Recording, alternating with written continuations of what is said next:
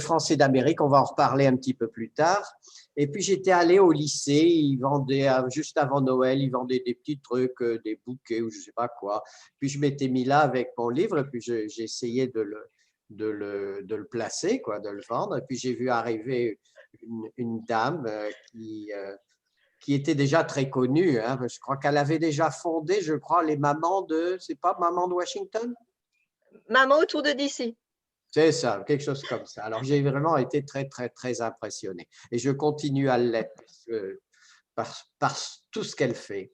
C'est incroyable. Et j'ai eu l'occasion de travailler un petit peu avec elle aussi, dans le cadre, nous, d'une petite association des membres de l'Ordre du Mérite, avec laquelle nous finançons quelques petits projets d'entraide et d'aide.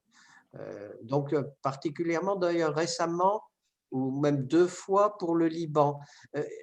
Je, vous êtes du Liban, vous-même, Kamal Mater? Non, c'est Patrick Zatar qui est au Liban. Ah, d'accord. Donc, Oui, enchanté. on finance des trucs, des petites choses comme ça, des, des aides à des collèges, des lycées, des orphelinats et aussi à des personnes dans le besoin ici. Donc, j'ai continué à travailler avec vous. J'avais été aussi sur la liste des conseillers consulaires, la même liste que Stéphanie, mais moi j'étais tout à fait là-bas au bout. Alors, je suis très content que ce soit elle qui ait repris le bâton, et puis j'espère qu'elle va le tenir fermement et puis être réélue le Ouais, mois mais prochain. Ça, c'est quelque chose que je souhaite vivement. Alors, je suis arrivé, moi, avec ma famille ici aux États-Unis il y a longtemps, hein, en 80. 80, c'était un autre monde. Hein. J'avais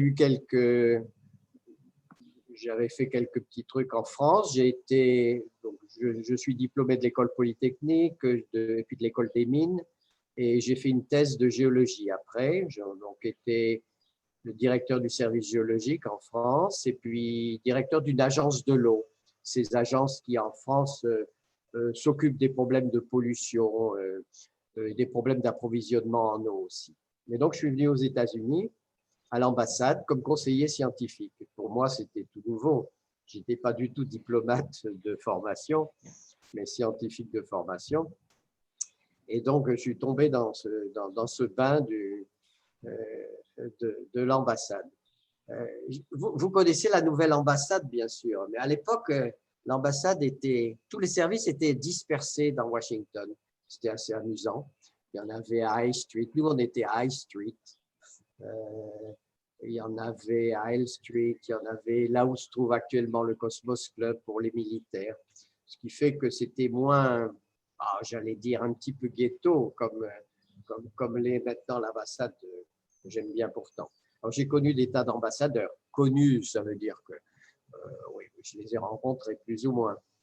Ce qui est amusant, c'est que l'ambassadeur qui était ici à Washington quand je suis arrivé, était le fils de l'ambassadeur qui était en fin 1930 et qui avait acheté l'actuelle résidence. Donc, il était revenu dans la résidence de ses premières années. De la Boulée, il s'appelait. Puis ensuite, il y en a eu bien d'autres. Hein. Et maintenant, bon, on a un nouvel ambassadeur qui s'intéresse un petit peu aussi, qui est même plutôt bien, à des sujets que je vais voir avec vous après, puisqu'il m'a demandé de le conseiller pour faire des petites annonces sur Twitter le dimanche sur l'histoire des Français aux États-Unis. Alors, c'est un peu amusant. Donc, j'ai commencé à m'intéresser aux universités américaines. Il faut dire qu'à l'époque, il n'y avait pas d'Internet. Les Français ne connaissaient pas du tout les universités américaines. Et donc, de temps en temps, ils me demandaient conseil, soit pour venir étudier eux-mêmes, soit pour y envoyer leurs enfants. Et j'avais passé, je me rappelle, 2 messages que je crois sont toujours d'actualité. Le premier, c'était méfiez-vous d'une certaine tentation que l'on a en France de considérer que, comme université aux États-Unis, il n'y a que le MIT, Stanford et Berkeley. Je lui disais, mais il y a d'excellentes universités un peu partout dans les États, au Texas, dans le Michigan, dans l'Illinois, il y a des universités. Donc, vous ne faites pas quand même trop de soucis si votre fille ou votre fils n'est pas reçu à Berkeley ou MIT.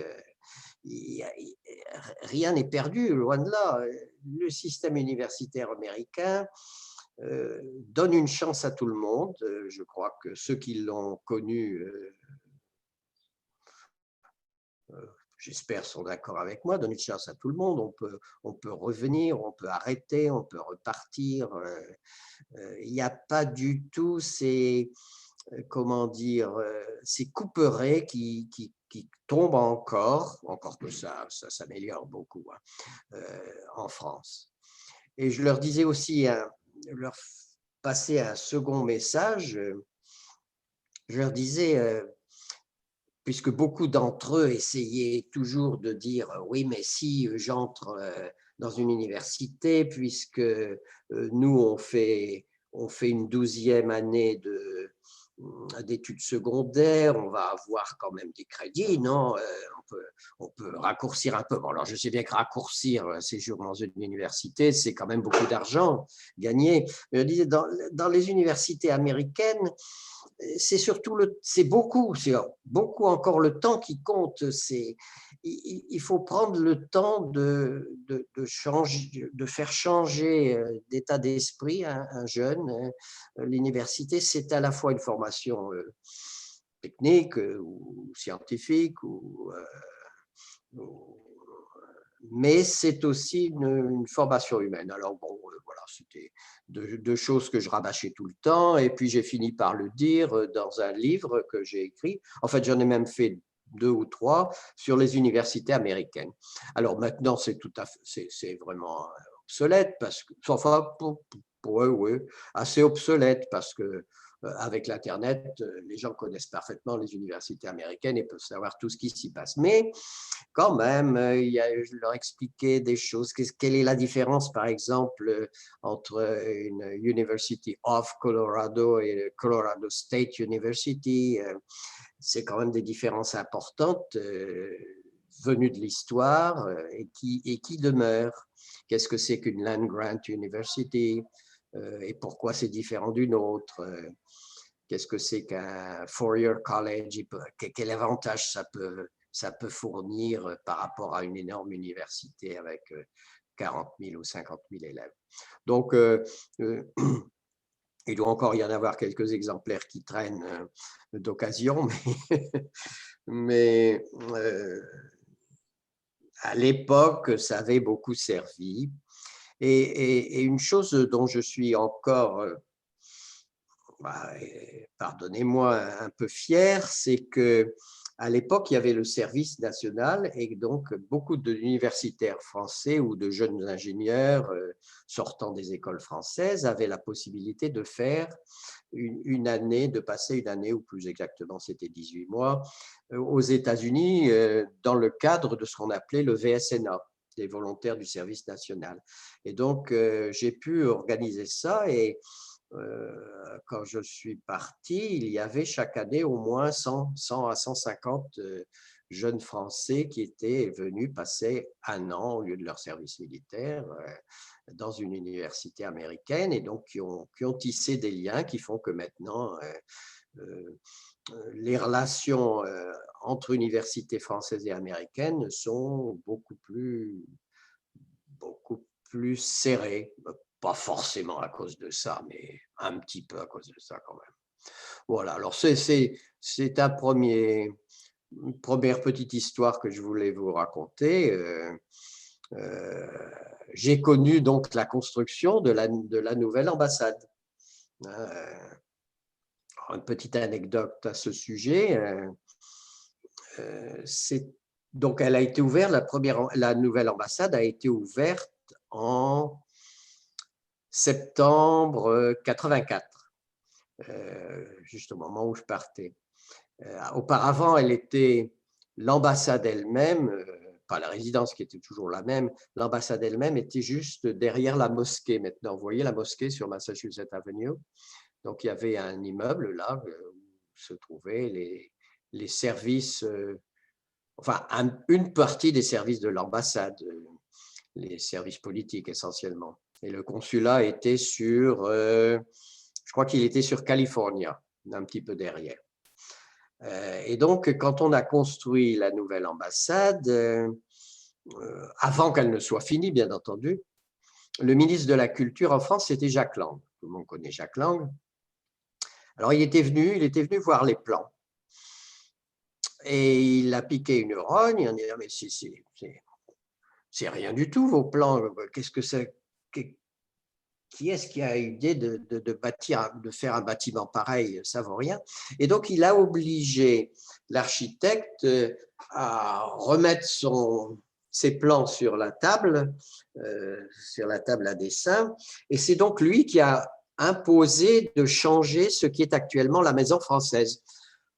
Je ne sais pas si vous êtes de mon avis, mais au point de vue qualité architecturale, dans notre ambassade, c'est pas extraordinaire, hein, c'est tiré au cordeau comme ça.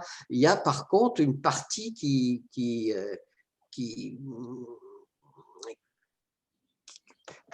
tranche un petit peu sur le reste, c'est la Maison française. Je la trouve assez jolie et donc ça vient de cette intervention de Jacques Lang qui les a obligés à redessiner ça. Et je crois qu'il a bien fait. Voilà.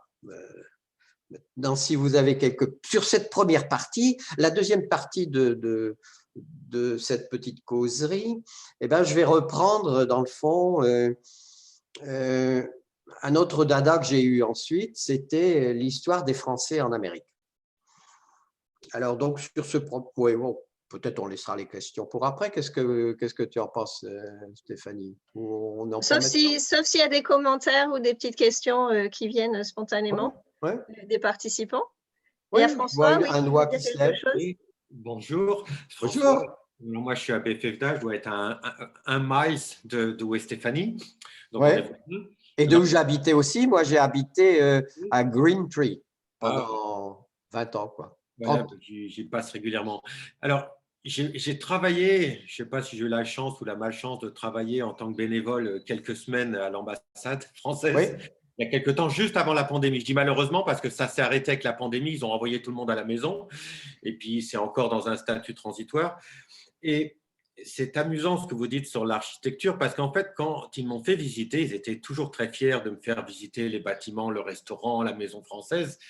Et ils m'ont dit, dans les plans initiaux, il y avait des tennis et une piscine, mais ça fait trop riche.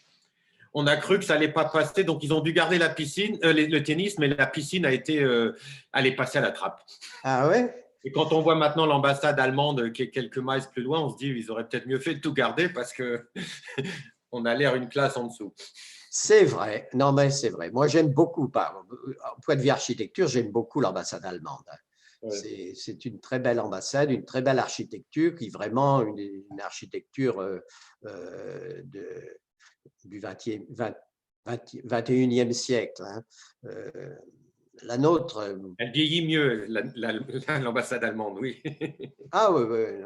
Non. Moi, la plus belle ambassade que je trouve sur Washington, c'est celle du Brésil, sur Mas. Je ne sais pas si elle vous a frappé ou non. C'est un grand parallélépipède et je trouve que ça lui donne une bien meilleure allure. Mon professeur d'architecture disait toujours les grands monuments ou les grandes constructions sont faites d'un volume ou d'un beau volume, mais pas de 36 volumes coupés en petits morceaux comme ça. Et moi, je trouve que c'est celle du Brésil. Une fois que vous serez sur Massachusetts, regardez un petit peu, vous verrez, vous me direz si j'ai tort ou pas.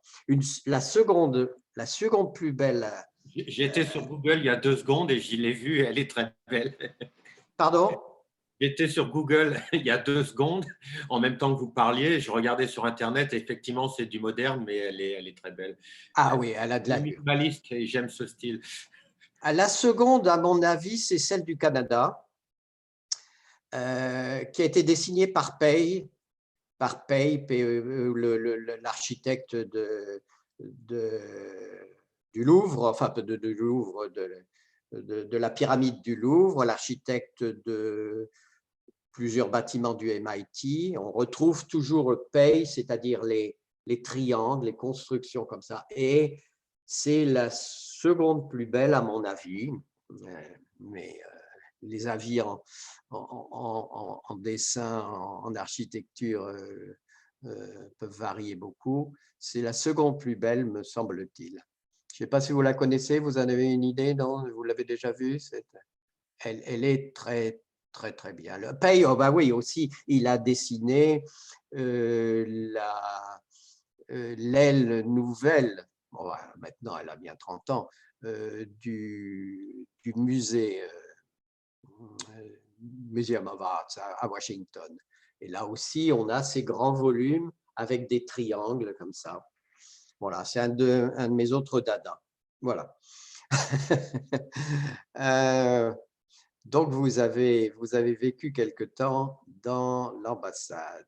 C'est vrai que bon, ce n'est pas désagréable, encore que ce soit un peu déconnecté de la vie proprement dite du DC, du fait que c'est assez loin et qu'il n'y a pas de communication très, très facile. Il n'y a pas de métro qui va. Il n'y a qu'un bus. Hein. Bon, alors après, je me suis intéressé donc à l'histoire des Français en Amérique. Donc, je ne suis pas du tout historien, hein, rassurez-vous. Mon objectif, c'était, ça venait de cette constatation qu'il y a des groupes ethniques qui sont très bien représentés, qui ont gardé leur identité et qui en sont fiers aux États-Unis. Je ne vais pas vous parler des Irlandais, hein, vous savez bien qu'eux, ils fêtent leur fête avec beaucoup de conviction. Les Chinois le font. Et les Français, ils sont, à mon avis, un petit peu timides de ce côté-là.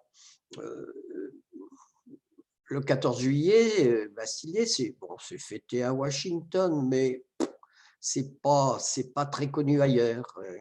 Autrement dit, on a une certaine réserve ou une réserve certaine par rapport à notre histoire. Et je me suis dit, je vais regarder un petit peu.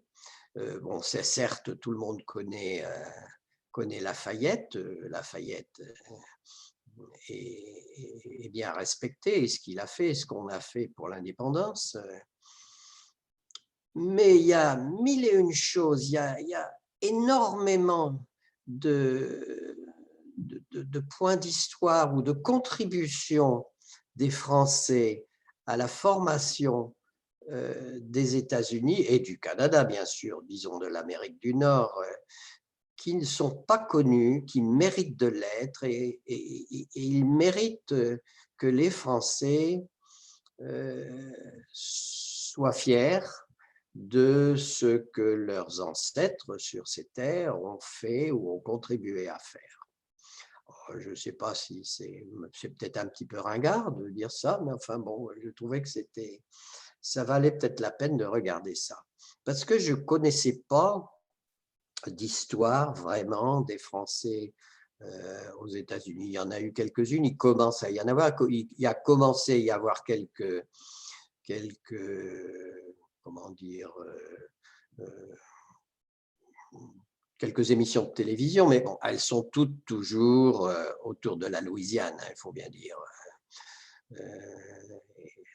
Elles oublient tout ce que nous avons, quand je dis nous, nos ancêtres ont pu faire aux États-Unis. Alors, je vais vous passer, je partage donc l'écran si vous voulez bien. Hein. Allez-y. Ça marche? j'appuie le vert. Hein? Oui. OK. Et je remets, voilà, maintenant, ça, je vais le passer comme ça. Est-ce que vous voyez maintenant? Pas pour l'instant. Moi, je ne vois pas. Ah. Bon. Alors, pourtant, je share screen. Attendez, peut-être il faut d'abord que je le mette en screen. Peut-être il faut que je le mette.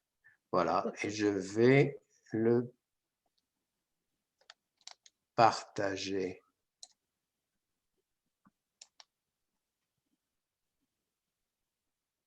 Non, elle me dit host, Okay. disable participant screen sharing. C'est Stéphanie qui a fait une méchanceté. Normalement, ça devrait marcher. Elle ne veut pas. Excusez-moi, je viens de le modifier parce que j'ai vu que ça… Elle ne le veut pas toujours. Hein. Attends, alors je le fais maintenant. Oui. Ça y est, bon, c'est celui-là, pouf, voilà. Share. Oui. Vous voyez? Oui. Ça y est, vous voyez? Bon, alors, on voit un haut d'écran. Alors, vous voyez un haut d'écran. Alors, on va le mettre mieux. Voilà, là, c'est parfait. Voilà, maintenant, vous devez tout voir? Oui. Ça va? Ça marche. Ça marche. Voilà, bon. Alors, je vais reprendre rapidement, disons, la trame de ce livre qui s'appelle « Petites histoires des Français d'Amérique ». Petites histoires parce qu'encore une fois, je ne veux pas me faire passer pour un historien. Hein. C'est des petites histoires. Alors, je commence aux environs de 1515 ou un petit peu avant avec l'arrivée de notre François Ier national, là, qui n'est pas content du tout parce que le Portugal et l'Espagne sont en train de se découper les morceaux de l'Amérique, là. Et puis le pape les a aidés. Il a dit, le pape, pour le Portugal, tout ce qui est à l'est, pour l'Espagne, tout ce qui est à l'ouest. C'est pour ça que le Brésil parle portugais. Et moi, alors, qu'est-ce que je fais là-dedans? Donc, il a envoyé un Génois, ils étaient frères d'ailleurs, les Verrazano, en 1512-13, quelque chose, faire une reconnaissance des côtes de l'Amérique. On n'était pas très loin, après, entre 1482 et 1510, il n'y a pas très longtemps. Donc, ils sont partis voir un petit peu ce qui se passait. Ils ont fait cette carte-là, le Verrazano. C'est le Verrazano du pont de Verrazano de New York. Hein. Quand on passe dessus, quelquefois, on oublie qu'il était payé par François Ier pour venir faire ses expéditions. Et alors, il y a déjà une belle carte. Hein. En 1529, on n'est pas loin après la découverte des Amériques par Christophe Colomb. Ouais, la carte qu'avait faite Verrazano, on voit bien la Floride. Et puis, on voit bien là-bas, on approche le Saint-Laurent là-bas. Je crois que ça doit être l'embouchure du Saint-Laurent. Bon, bref. Donc, c'était un premier essai pour les Français de voir ce qui se passait là-bas. Mais vraiment, les îles, c'est déjà bien. Moi, je trouve que c'est de la belle carte pour l'instant. Alors, bon… François Ier a été mis en prison. Pendant un bout de temps, on n'a rien fait. On a laissé donc les Espagnols continuer à explorer, puis à se mettre dans la poche tout l'or du Mexique ou des paysans andins. Et puis quand il revient de prison, François Ier, il décide d'envoyer une vraie belle expédition avec un certain Jacques Cartier. Donc, Jacques Cartier, à l'époque, qu'est-ce qu'on voulait faire en Amérique? On voulait retrouver la route des Indes. Hein.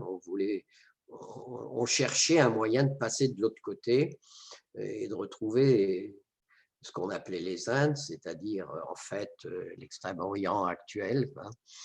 le Japon. On savait qu'il y avait le Japon. Et puis, on essayait de trouver comment passer à travers ce pays. C'est ce que fait chaque quartier. Donc, alors, en plus, il était plus facile d'aller en Amérique par le nord, au nord, parce que quand on regarde sur un globe, entre l'Europe et l'Amérique, c'est plus court quand on est dans des latitudes élevées que dans des latitudes faibles. Et donc, on remonte, et c'est pour ça qu'on va vers le golfe du Saint-Laurent. Et Jacques Cartier va commencer à explorer le Saint-Laurent. Et il remonte même jusque Montréal. Et puis, il revient, et puis il rentre en France, il fait plusieurs voyages. Très content d'avoir ramené des minéraux qui ressemblaient à de l'or. En fait, c'était de la simple pyrite et comment dire, aussi des pierres transparentes dont il pensait que c'était du diamant, mais c'était jamais que du quartz. Et alors, on est très déçus à la Cour de France. On trouve que c'est pas terrible. Qu'est-ce qu'on va aller faire là-bas? Et on va attendre quand même encore un certain temps pour reprendre les choses, pour reprendre les expéditions. Mais pas vraiment complètement. Il y a une partie, il y a un certain nombre de Français qui, pour d'autres raisons, parce que ce sont en particulier des Huguenots, aidés par l'amiral de Coligny, qui était aussi un Huguenot, c'était au temps de Catherine de Médicis et de ses 3 fils, ils se disent on va essayer de se trouver un petit coin, nous, de l'Amérique qu'on puisse explorer, qui soit situé entre ce nord là-bas qui n'a pas donné de résultats formidables, et puis les Espagnols qui ne veulent pas de nous. Donc, ils descendent en Floride. Et donc, là, on a pendant une quinzaine, une vingtaine d'années, un engouement pour la Floride, avec des expéditions qui, malheureusement, vont tourner au désastre. Alors, une première d'entre elles, on les voit arriver là, sur la côte de Floride. Là, on l'appelle le promontoire Prom Gallicum, le promontoire des Gaulois, enfin des Gaulois, des Français. Et ils sont bien accueillis par les Indiens avec qui ils font des commerces. Vous voyez, on les voit en train d'échanger des peaux ou des poissons, je ne sais pas trop quoi, contre je ne sais pas quoi. Et donc, on va créer une première petite implantation, Charlefort, à la limite entre la Caroline du Nord et de la Géorgie. Charlefort, du nom de Charles, qui était le roi à l'époque. On essaie de survivre, mais c'est très difficile. Et ils sont rapidement obligés de renvoyer un des leurs, Ribaud, en France, pour trouver de quoi manger, parce qu'ils n'arrivent pas à vraiment s'implanter. Et donc, Ribaud retourne en France. En fait, il se fait piquer au passage par les Anglais. Il met trop de temps. Les autres, ils se désespèrent. Ils se construisent un petit bateau eux-mêmes pour traverser l'Atlantique. Ils ont tellement faim qu'ils sont obligés de manger l'un des leurs. Et finalement, ils arrivent en France. Alors, on refait une deuxième expédition. Ribaud n'est pas là, mais c'est un certain Laudonnière qui descend, qui crée non plus Charlefort, mais une autre implantation qui s'appelle Fort Caroline. Mais là encore, ils ont des problèmes. Ribaud arrive pour leur ramener du matériel, mais en même temps, les Espagnols les attaquent. Et Ribaud, malheureusement, avec sa flotte de secours, est pris dans un hurricane, dans un ouragan, et sa flotte va à la mer, et tous ceux qu'il qu'il amène avec lui sont prisonniers des Espagnols qui les exécutent tous. Ça n'a pas fait plaisir à leurs coreligionnaires huguenots qui montent une expédition payée par eux-mêmes, qui arrive elle aussi en Floride et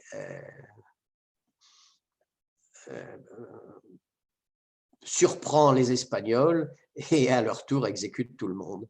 Mais c'est quand même la fin des espoirs d'implantation française en Floride. Alors c'est un point qu'on ne connaît pas bien et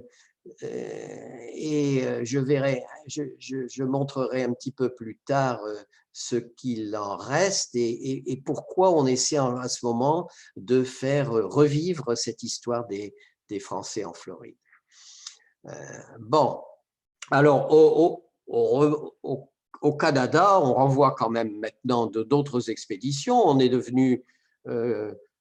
est maintenant passé sous Louis XIII, qui est aussi un relativement grand roi, qui s'y intéresse à ça. Richelieu s'y intéresse aussi. Et le grand découvreur du Canada, c'est Champlain. C'est Champlain qui sait tout faire. Il est explorateur, mais il est aussi dessinateur. On le voit là, il se crée sa petite BD, sa petite... il se montre, lui, là, le voilà, Champlain, avec un fusil, avec ses amis Hurons qui attaquent les Iroquois.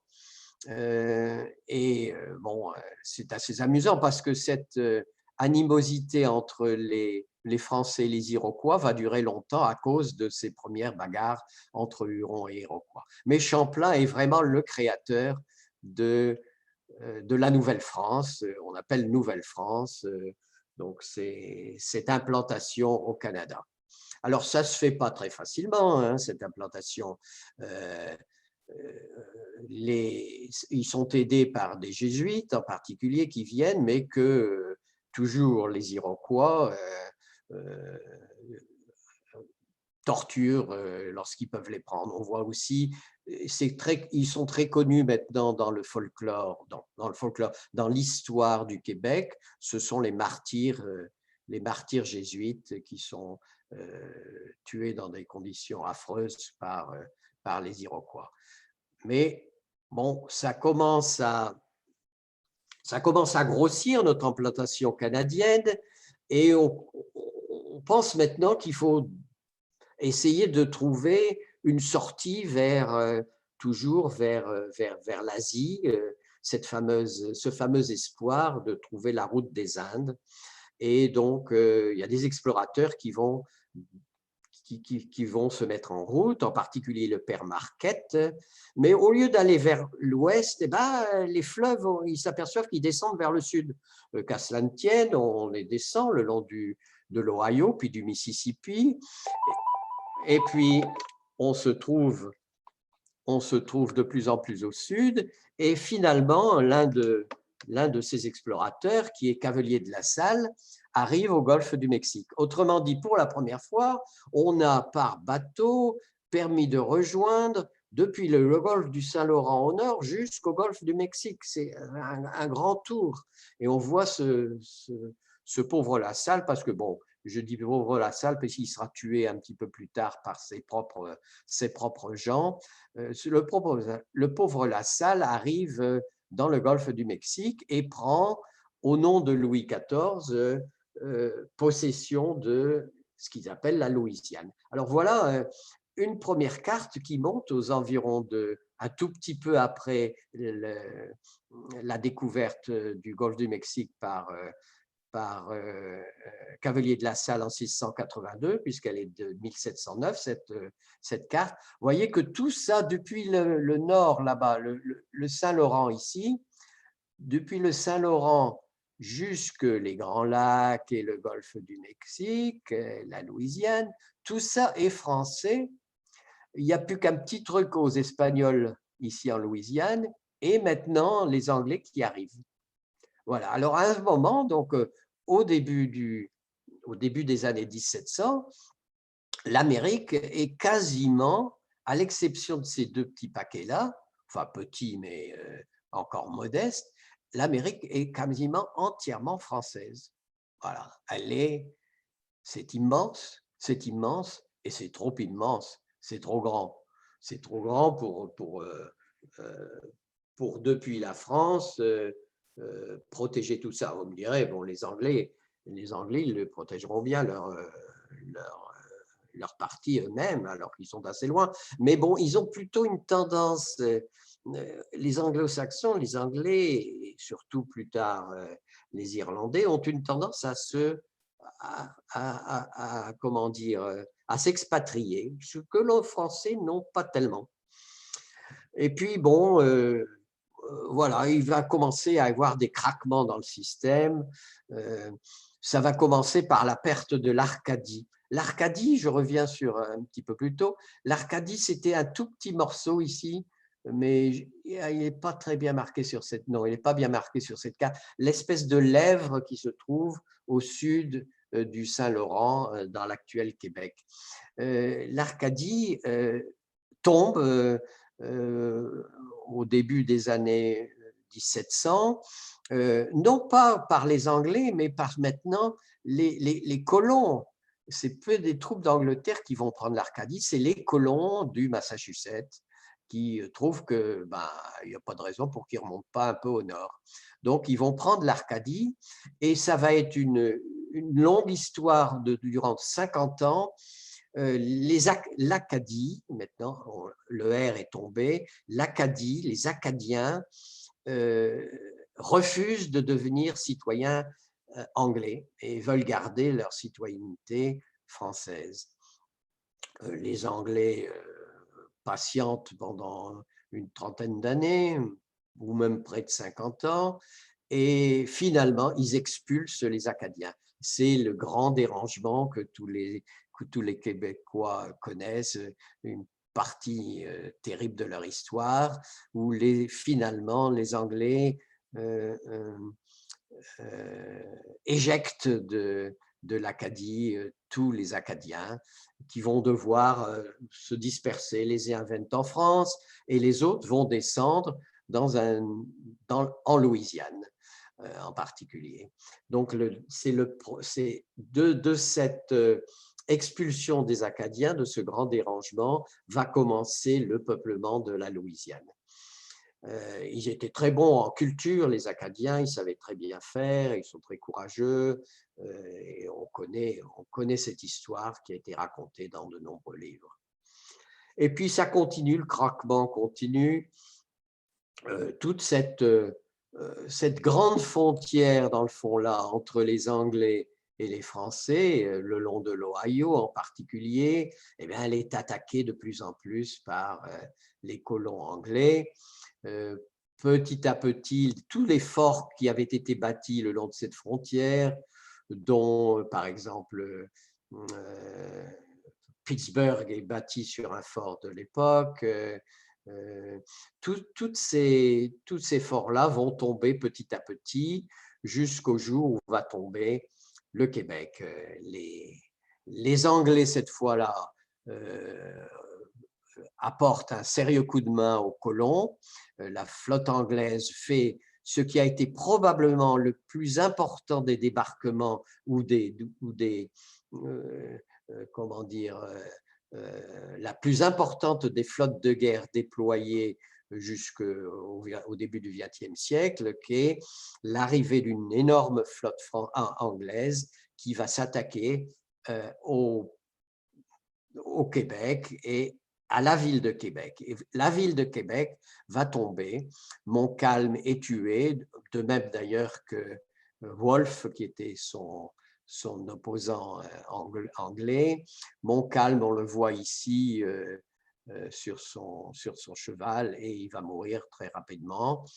Et Québec va tomber, Montréal va tomber, et c'est la fin de la Nouvelle-France. C'est la fin de la Nouvelle-France avec le traité de 1713, le premier traité de Paris, qui donne en l'Angleterre, évidemment, toute cette partie-là, tout ce qui était le Québec, tout ce qui était la région des Grands Lacs, qui pourtant était largement peuplée de Français, C'est les Français qui ont découvert complètement les Grands Lacs. Il n'y a qu'à regarder le nom des villes, là, ce sont toutes des villes à nom de consonance française. Tout ça est donné en Angleterre. Il est proposé aux Français de leur laisser la Louisiane, qu'ils avaient entre-temps, Louis XV l'avait offerte aux Espagnols, et de garder une partie de ces territoires, mais de faire le choix entre ça et les îles de Guadeloupe et Martinique. Mais la France, Choiseul, choisit de garder la Guadeloupe et la Martinique, et tout ça passe aux Anglais. Il restera donc que la Louisiane, la grande Louisiane, essentiellement de l'ouest du Mississippi, que l'Espagne va garder. Donc pendant à peu près cette période de 1713 à 1803, la vente de la Louisiane, de Louisiana Purchase, tout ceci va être espagnol, encore que les Espagnols ne vont pas le diriger directement, ils font en général appel à des Louisianais français d'origine, mais pendant quelques 100 ans ou plus. Et puis on tombe alors maintenant, la France n'a plus de territoire, mais ça commence avec la grande épopée de l'aide française à la Révolution américaine, qui se fait d'abord en catimini. On envoie des bateaux avec des armes, mais sous couvert d'une petite société montée par Beaumarchais, l'auteur, qui fait semblant d'exporter du matériel, je crois du matériel agricole. Ce sont des armes en particulier qui vont aux Américains qui n'avaient aucune industrie de l'armement. Ils ne faisaient pas de mousquets, ils ne faisaient pas de canons. Tous les mousquets, tous les canons, toutes les armes, on en voit ici une par exemple, qui ont été utilisées par les révolutionnaires américains, ont été données par les Français. On dit que cet effort énorme qu'a fait la France à l'époque, Louis XVI, financier, a été une des raisons, dans le fond, du succès de la Révolution française et de l'abaissement de la royauté française, mais qu'en sens inverse, l'énorme effort qu'avait fait 30 ans auparavant ou 50 ans auparavant l'Angleterre pour chasser les Français de la Nouvelle-France et du Canada, a aussi été une des raisons de ce qu'ils n'ont pas pu résister de la même façon aux révolutionnaires américains. Et alors, voilà, tout le monde connaît l'histoire de Yorktown, l'amiral de Grasse qui bloque les Anglais à Yorktown, et donc c'était l'aide française, une des histoires que les Américains connaissent le mieux. Certains des Français qui étaient venus pour aider l'Amérique vont y rester, comme le major L'Enfant, par exemple, lui qui va bâtir ou dessiner les plans de Washington et qui est enterré dans cette tombe à Washington.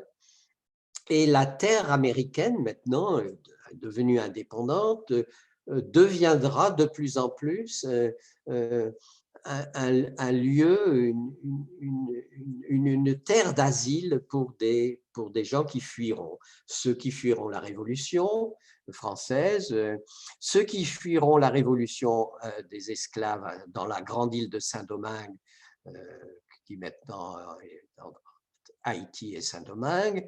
Beaucoup de colons français vont s'exiler aux États-Unis, notamment en Louisiane. D'autres vont fuir après la chute de Napoléon, et en particulier menés par des anciens généraux de Napoléon. Ils vont vouloir créer des colonies. Alors, on ne connaît pas bien ces colonies françaises créées au Texas en particulier et en Alabama, avec des anciens de Napoléon. Voilà, par exemple, une carte de cette ville qu'ils avaient créée, qui s'appelle Champ d'Asile, qui est tombée d'elle-même au bout d'un bout de temps parce que les généraux n'étaient pas très bons, ils n'étaient pas très bons cultivateurs, donc ils ont laissé il a fallu fuir parce qu'ils n'avaient pas assez à manger, les colons. Mais voilà comment ils étaient organisés. Ils étaient en uniforme. Ça s'appelait champ d'asile et il y avait tous les noms des rues étaient Aigleville, étaient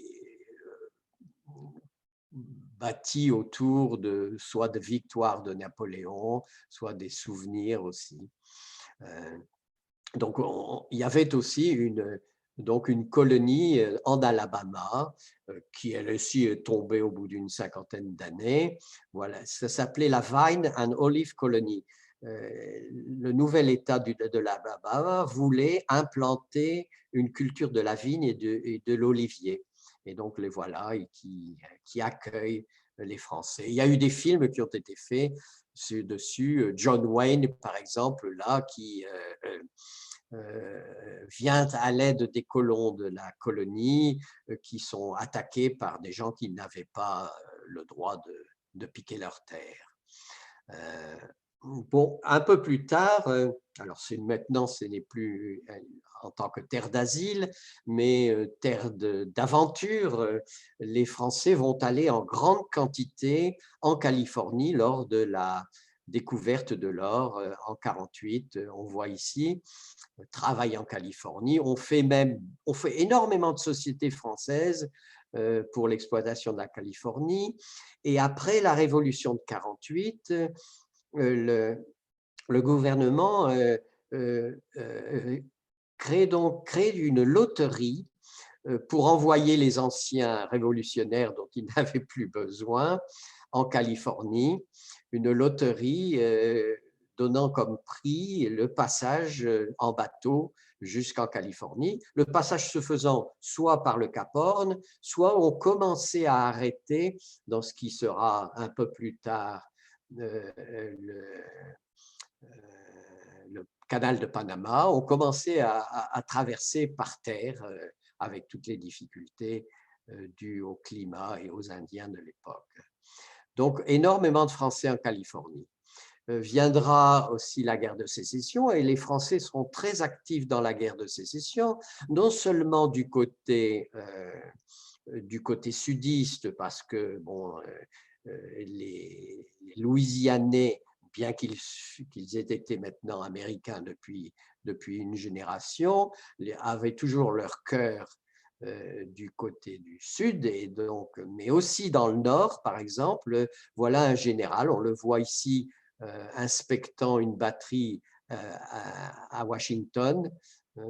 Elle était pratiquement installée là où se trouve la cathédrale de Washington, qui est un point haut d'où il dominait la ville. Donc, le général de Trobriand était un général venu aider les nordistes et qui sera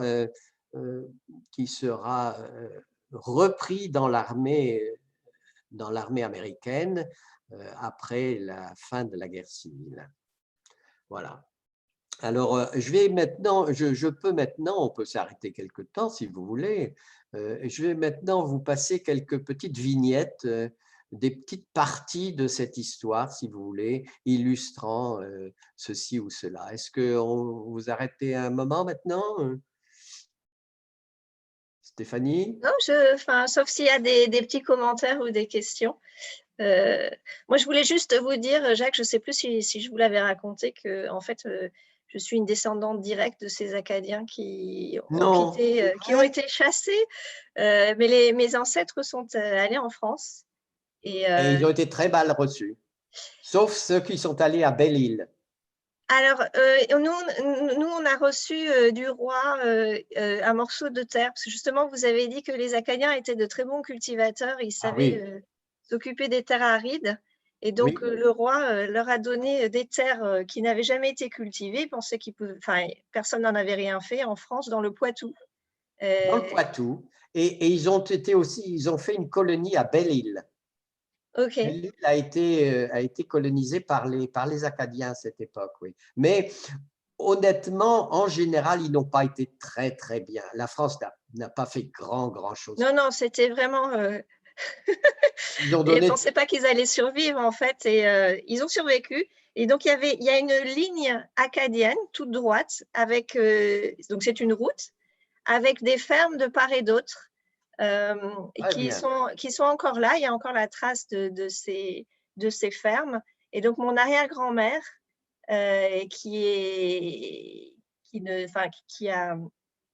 avait hérité d'une de ces fermes elle a donné. Il y a un petit musée acadien sur la ligne acadienne dans le Poitou. Et donc, c'était mon arrière-grand-mère qui en a fait la donation, et elle est morte à l'âge de 108 ans. Ah bon, oui, oui, on les Voilà. aime bien à cette époque. Hein? Oui, oui, oui. Donc, Oui. les Acadiens sont des résistants.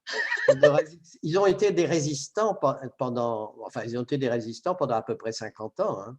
Ouais. Donc, ils avaient trouvé une façon de cultiver pour gagner des terrains sur l'estran, c'est-à-dire, oui, sur la mer, quoi. Ils mettaient des espèces de trappes à sédiments, et ils attendaient que ce soit rempli de sédiments, et puis donc après, ils commençaient à cultiver là, puis ils bougeaient la trappe un peu plus bas, etc. Donc, ils étaient tout à fait astucieux.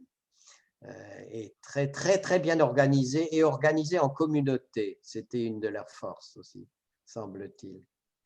Donc, ils ont résisté à devenir, comment dire, citoyens anglais. Ils prétextaient que c'était parce que leurs amis indiens n'aimaient pas du tout les Anglais, et donc que s'ils devenaient anglais, ils se feraient attaquer par eux, mais je crois que c'était un prétexte, tout le monde le savait. Ouais. Ils avaient quand même tendance à se mélanger avec les Indiens. Ah oui, oui, oui. Il y avait des couples mixtes Oui. et des familles. Ah oui, non, mais les Français, ça a été une des caractéristiques qui a toujours été constatée, où qu'ils soient les Français en Amérique du Nord, s'entendaient toujours très bien avec les autochtones, et il y avait beaucoup de mariages ou enfin bon, oui, de mariages entre communautés, quoi. Voilà. On va vous laisser continuer. On y va? On y va. Alors, donc, je reviens sur la triste histoire d'une chose qu'on ne connaît pas bien, c'est la Floride française. Voilà donc une fresque qui marque toujours, elle est dans un musée à côté de Charlesfort, là, une fresque qui marque l'arrivée de Ribault. Vous les voyez avec leurs uniformes du XVIe siècle, Jean Ribault, qui débarque et qui plante une colonne. Alors, cette colonne, on la trouve un peu partout en dessin, mais on ne l'a jamais retrouvée vraiment. Alors, on en a refait une autre que vous voyez là maintenant, qui est visible près de Jacksonville, au Fort Caroline National Memorial, près de Jacksonville. C'est une réplique récente de 1927. Alors, Ribault, maintenant, on sait bien que les Français, ils ont un béret. Hein. En fait, c'était la tenue de l'époque. Donc, Ribault, c'était la première arrivée donc, à Charlesfort. Il a remonté, ils ont bâti un petit fort. Et puis, lui, il a été obligé de repartir en France. C'est là qu'il s'est fait piquer par les Anglais et que les autres sont crevés de faim pendant ce temps-là. Alors, on les voit ici en train de bâtir leur fort. C'est très difficile de savoir où il était exactement. On ne le retrouve pas bien parce que c'était bâti là encore dans un marécage.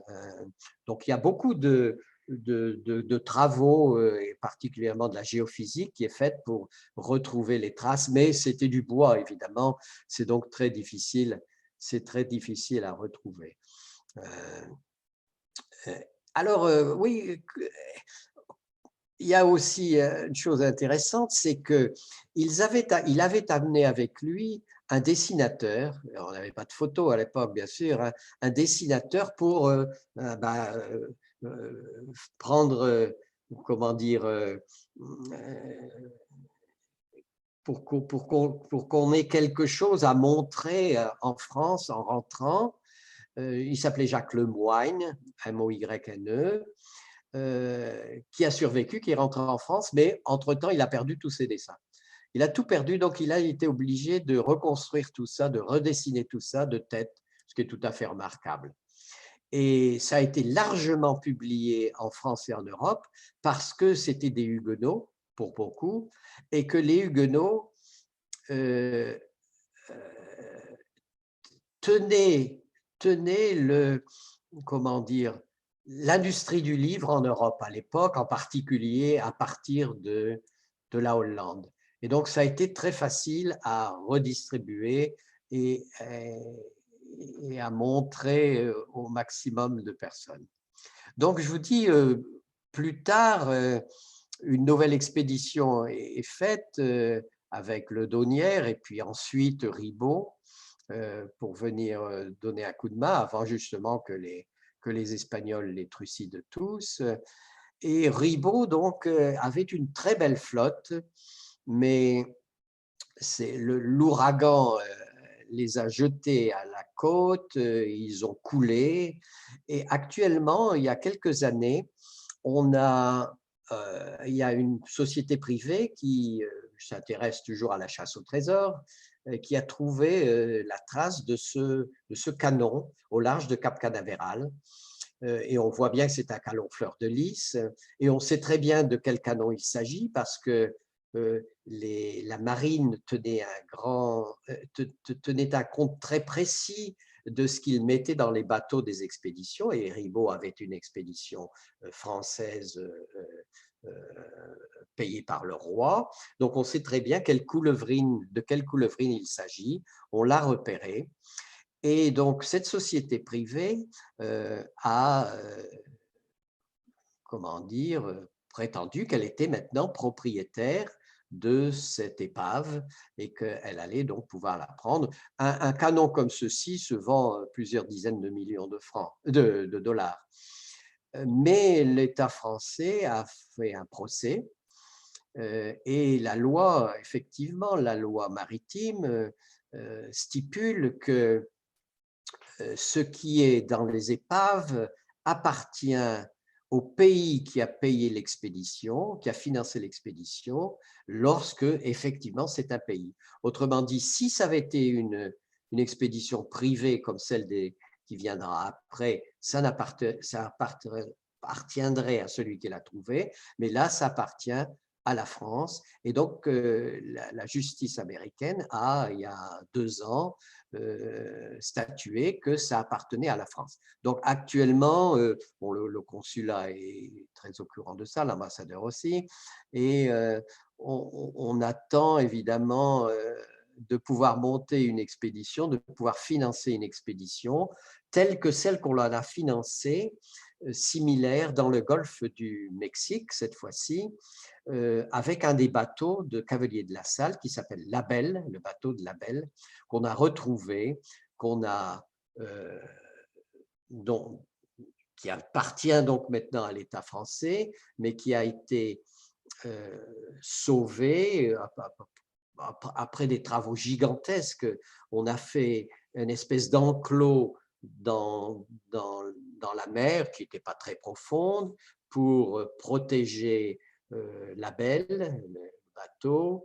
On a pu remonter la coque en bois qui a été durcie dans des solutions de plastique, récupérer à peu près une dizaine de canons et énormément de matériel que Cavelier avait amené avant de perdre sa flotte, avait amené pour échanger avec les Indiens.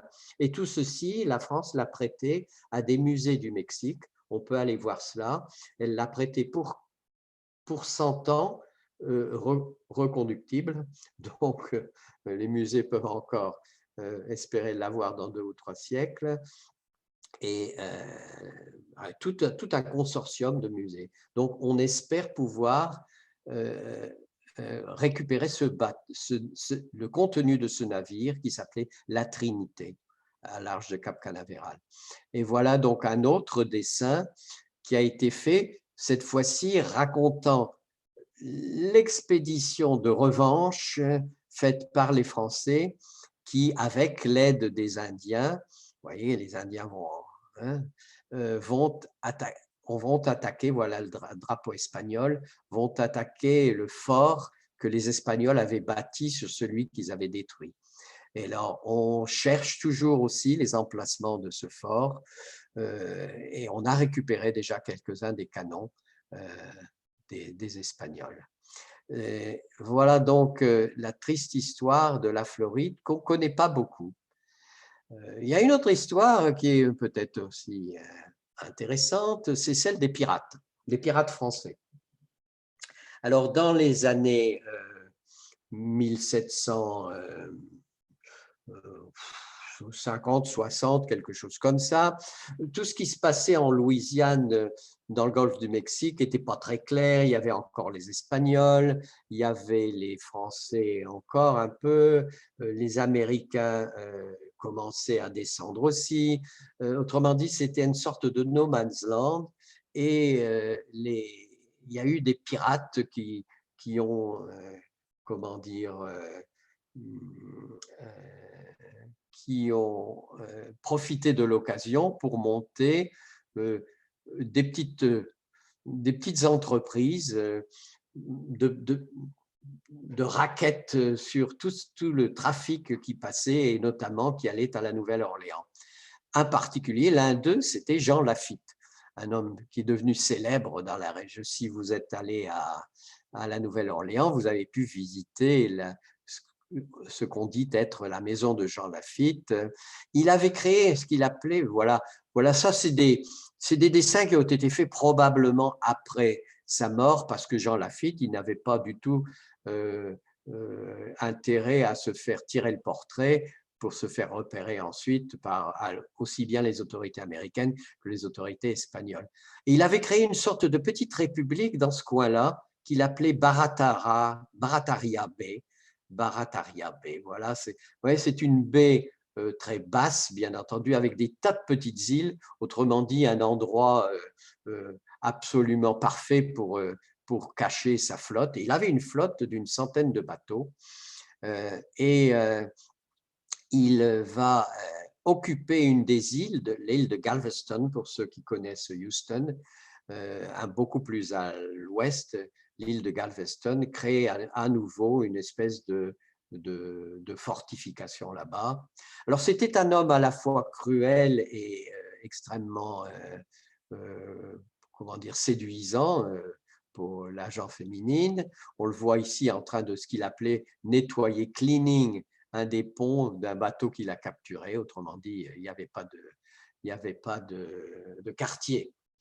Et il était aussi célèbre dans les prisons du coin parce qu'il allait, comment dire, il allait ouvrir les portes des prisons, soit à ses amis qui pouvaient y être, soit pour voler, et en particulier voler des esclaves. On voit là, dans un journal du coin, en 1814, le Louisiana Courier, une annonce promettant 1000 piastres, bon à l'époque c'était des piastres, ce n'est pas encore des dollars, 1000 piastres de récompense à celui qui pourrait apporter mort ou vif, le dit Pierre Lafitte. Il n'y avait que 40 ou 50 piastres cette fois pour l'un des esclaves qu'il avait aussi emporté.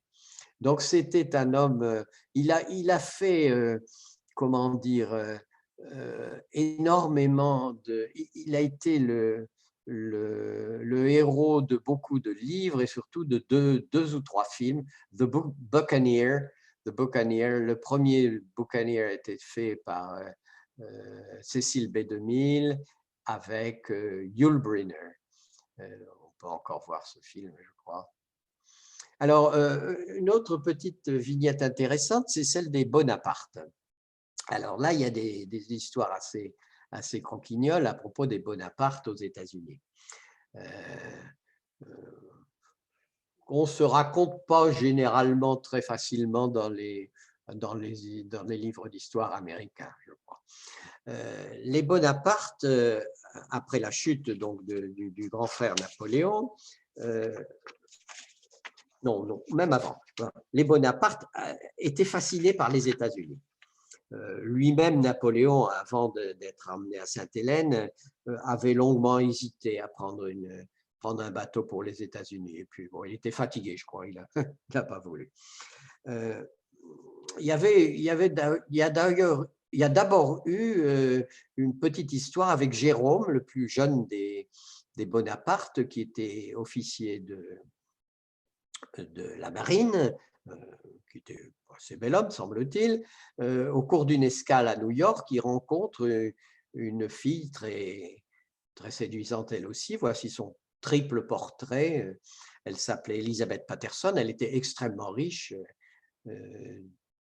grande famille d'industriels de New York, et ils s'épousent sur le champ.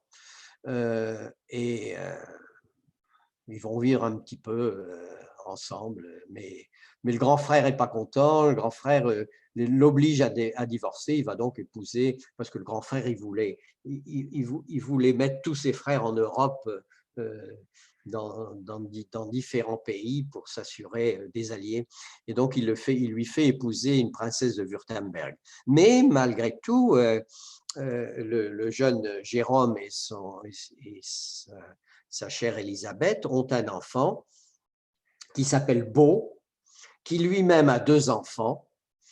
Et l'un d'eux va faire une extrêmement belle carrière, c'est Charles-Joseph Bonaparte, qui devient ministre de la Marine des États-Unis et qui devient Attorney General des États-Unis, patron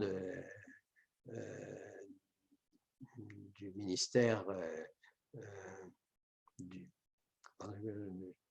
State Department, je ne sais plus trop quoi. Enfin, bon, il devient Attorney General et il va créer par la suite un bureau qui va s'appeler le Bureau of Investigation, qui deviendra le FBI. Autrement dit, le FBI, c'est une création d'un petit-neveu de Napoléon Bonaparte, de Charles Bonaparte. Alors, il y en a un autre qui va venir aux États-Unis après la chute cette fois-ci de son frère. C'est le plus vieux de la fratrie, c'est Joseph, qui lui ne vient pas sous son nom de Bonaparte, mais sous le nom de comte de Survilliers. Il achète une très belle propriété dans le New Jersey, Point Breeze. Il amène avec lui de quoi vivre. On dit qu'il avait des tableaux extraordinaire et qu'il avait surtout une richesse très liquide en pierres précieuses qu'il avait d'abord enterrée en Suisse et puis ensuite qu'il a rapatriée. Et donc, il peut se permettre une vie assez confortable dans sa résidence de Point Breeze. Et il reçoit d'ailleurs des Américains, il reçoit le président américain, il reçoit à un certain moment Lafayette qui vient lui proposer d'essayer de remettre Napoléon sur le trône de France. Mais bon, non, il n'est pas partant. Il n'est pas partant. Alors, il a 2 filles de son épouse, qui est aussi son épouse Julie, qui est une Allemande, et qu'il a laissée en France. 2 filles, Zénaïde et Charlotte Bonaparte, qui sont des Bonaparte et qui vont épouser leur cousin Bonaparte. C'est incroyable, le cousinage et les alliances internes au Bonaparte. Et ces 2 filles vont venir vivre avec lui à Point Breeze pendant une vingtaine d'années, avec leurs époux, en particulier Zénaïde, dont l'époux devient comment dire, un ornithologiste très reconnu qui va entrer à l'Académie des sciences des États-Unis. L'autre, Zénaïde, ici, devient peintre. Elle est très bonne aquarelliste, mais elles vont rentrer en France et de leur descendance viendra beaucoup plus tard un autre Napoléon Bonaparte qui va venir aux États-Unis et mourir récemment, disons récemment, mourir en 1943 à New York d'une façon pas très glorieuse. Il promène son chien dans un parc de New York, il se prend les pieds dans la laisse, il tombe et puis bon, il se casse le crâne. Donc ce sera le dernier des Bonaparte qui sera aux États-Unis, mais il y a quand même encore des gènes de Bonaparte qui traînent par ici ou par là. C'est que le comte de Survilliers, qui donc avait laissé sa femme en France, ma foi, il a quelques aventures. Il épouse une certaine Benson, qui a une fille, Annette Sauvage, qui a des enfants, Pauline et Caroline, les voilà. Et il y a maintenant une famille qui est née de disons, de cette aventure du Napoléon, du Joseph Napoléon. Il y a donc encore des gènes de Bonaparte qui sont aux États-Unis. Curieux. Je crois que c'est l'avant-dernière. Oui, non, oui, j'en ai encore deux ou trois petites vignettes. On est maintenant en 1872 ou 73. La guerre de 70 s'est terminée en France. Les États-Unis sont en train de changer prodigieusement comment dire,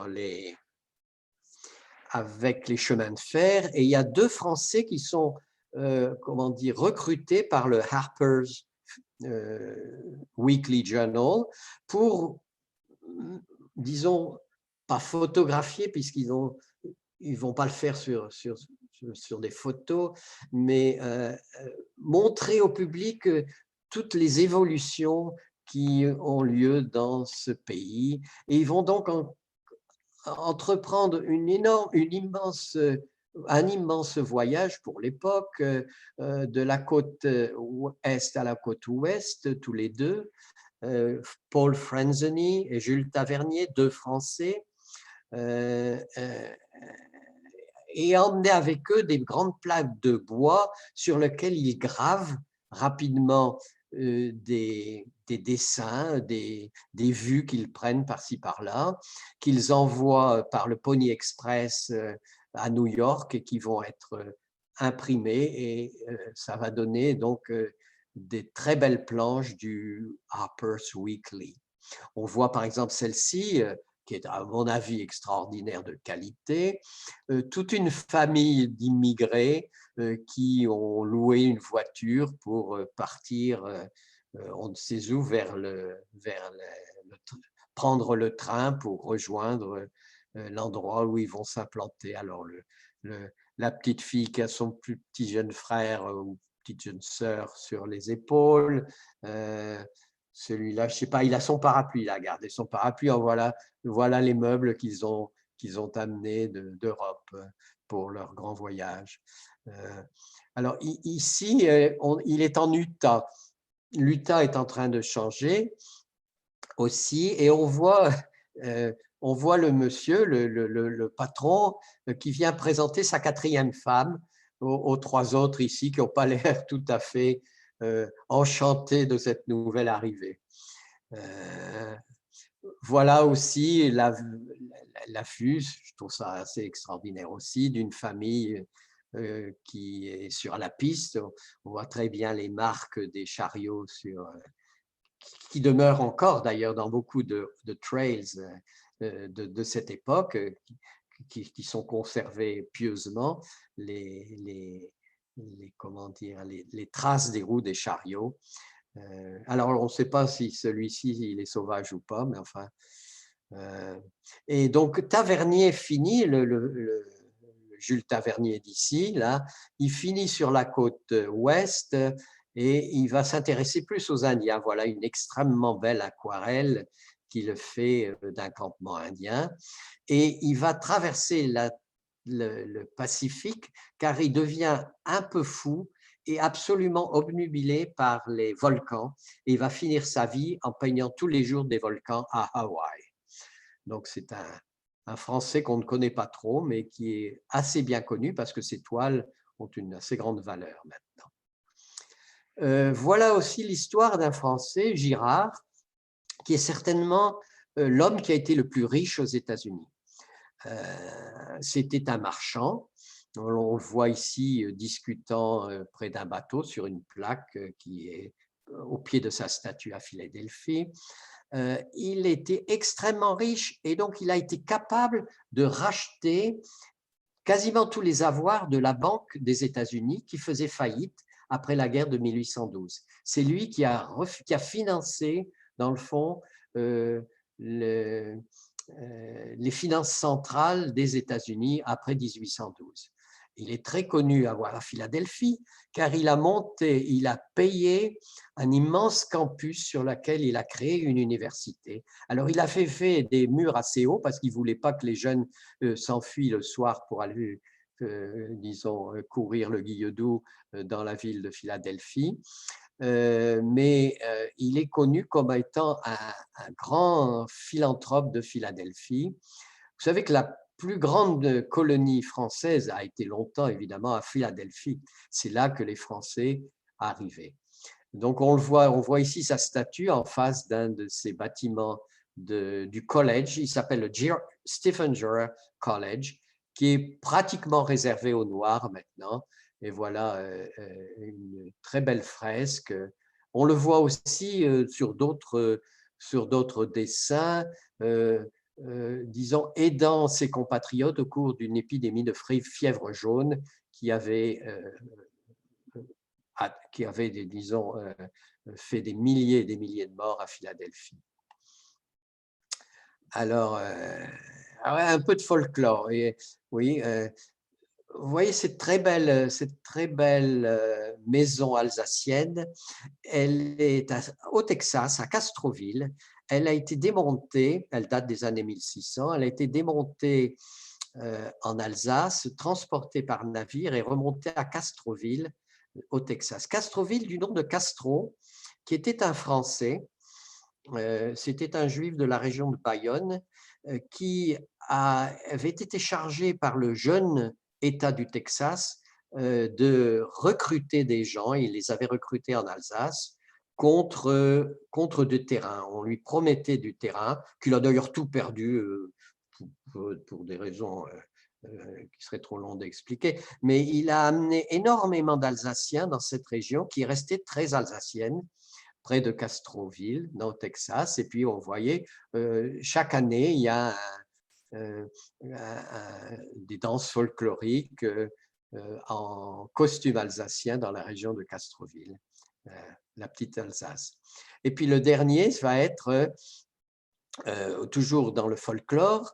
Les Français sont beaucoup arrivés, je vous l'ai dit, pour la conquête de l'or au cours de la ruée vers l'or de 1848, et notamment des Basques qui connaissaient bien le pays de la Californie parce que longtemps ils sont allés chasser la baleine. Ils passaient par le Cap Horn, ils chassaient la baleine, ils étaient de grands marins en Californie, et donc ils connaissaient bien le pays, basque français ou basque espagnol, hein, de côté, et ils ont implanté de fortes colonies basquaises dans la région de San Francisco. Voilà un grand monument aux Basques ici. Il y a des terrains de chistera, qu'ils appellent la pelota. Ça, c'est une photo de leur traditionnel wagon qu'ils avaient pour aller dans la campagne, et ils ont aussi laissé des traces nombreuses sur des arbres où ils faisaient de la gravure sur les arbres que maintenant les sociétés du coin préservent autant que possible pour garder un souvenir de de cette implantation basque à l'intérieur, dans la Californie et dans le Nevada. Il y a au Nevada une université basque, ou du moins comment dire, une partie de l'université réservée aux études basques. Et là, un petit quiz maintenant. Voilà, alors on a des Français, il y a d'autres Français bien connus qui sont implantés aux États-Unis, qui ont fait des choses intéressantes. Alors, on va essayer d'en voir quelques-uns. Celui-là, c'est Jules Tavernier. Je voulais vous montrer tout à l'heure, c'est le peintre. Qui serait celui-là? Alors, il ne s'est pas implanté, lui, le pauvre. Rochambeau? La Pérouse. La Pérouse. La Pérouse qui a fait une expédition fort remarquée en Californie, qui a été le premier, avec une expédition de nombreux scientifiques, à décrire la faune et la flore de la Californie. Celui-ci, là, Stéphanie, qui c'est ce bel homme-là? Non? Ça vous dit rien? Non, je reconnais celui du milieu, là, le Michelin. Non, vas-y, celui-là d'abord. Hein. C'est Charles, son prénom? Charles Boyer. Charles Boyer, qui était très connu comme acteur aux États-Unis, Pepe le Moko, Algiers. Bon, celui-ci, c'est, alors là, vous le connaissez, c'est un scientifique dans l'animal, dans les animaux. C'est Audubon. Audubon, qui était un Français émigré de Saint-Domingue, ses parents. Elle, là, voilà. Allez, les cinéastes, là, les cinéphiles. Colette Colbert. Est-ce que ça vous dit quelque chose? Bon, il y avait Cléopâtre, bien entendu, où elle mettait le pied doucement dans une baignoire pleine de lait d'ânesse. Mais il y a aussi It Happened One Night, un film très amusant avec Clark Gable sur un voyage en autobus entre la Floride et New York. Alors là, Stéphanie, elle l'a reconnu. Hein, c'est Bibendum. C'est Michelin qui s'est implanté. Et maintenant, Michelin, on a de bons pneus qu'avec Michelin, hein, ou presque, quoi. Celui-ci, c'est un général qui est venu de France après la fin de la Seconde Guerre mondiale, général Doriot, dont on dit qu'il a été le créateur du Venture Capital aux États-Unis. Il s'est implanté dans la région de Boston et il a comment dire, créé beaucoup de sociétés de venture capital.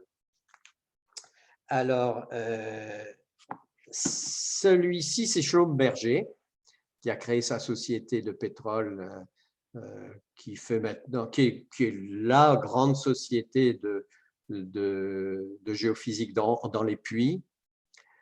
Là, c'est Lily Pons, qui a été une chanteuse très connue aussi aux États-Unis, qui est célèbre pour avoir entonné la Marseillaise en 1940 à la fin de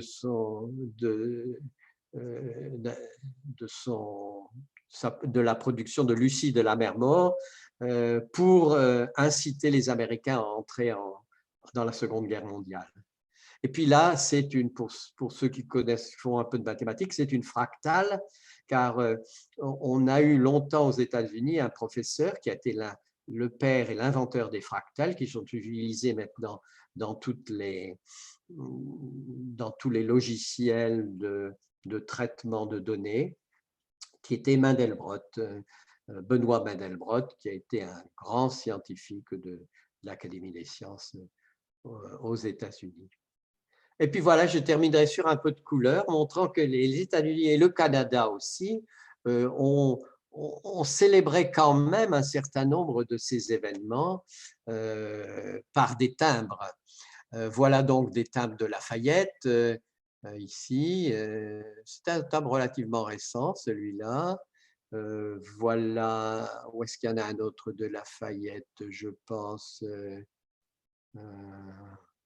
Non, il y en a pas. Là, c'est le Louisiana Purchase. Là, c'est Jacques Cartier, c'est au Canada, Jacques Cartier. Voilà là, c'est Hennepin, c'est un jésuite qui est venu et qui a découvert les chutes du Niagara. Frontenac, Cartier, Lafayette, ici encore, oui, tiens, Audubon aux États-Unis, le père Marquette également, qui a descendu le Mississippi, un des premiers. Frontenac, qui a été le comte de Frontenac, qui a été un des grands patrons de la Nouvelle-France. Et puis, voilà effectivement. Donc, c'était le centenaire de Montréal, oui, Jean-Baptiste Lassalle, oui. Et voilà, puis ça c'est la Louisiane du Louisiana Purchase aussi. Voilà les deux grands créateurs du Québec, en quelque sorte, Cartier, mais surtout Champlain ici. Et voilà la fameuse colonne que Ribaud aurait implanté à sa première expédition en Floride. Voilà l'arrivée des Huguenots. On n'a pas parlé de l'arrivée des Huguenots. Ils les appelaient des Wallons. En histoire américaine, c'était les Wallons, les Huguenots venus notamment du nord de la France. Voilà, bah écoutez, merci de m'avoir écouté. Je crois qu'on est pratiquement dans les temps, à quelques minutes près. Désolé de vous avoir tenu un peu plus longtemps. Voilà, Stéphanie.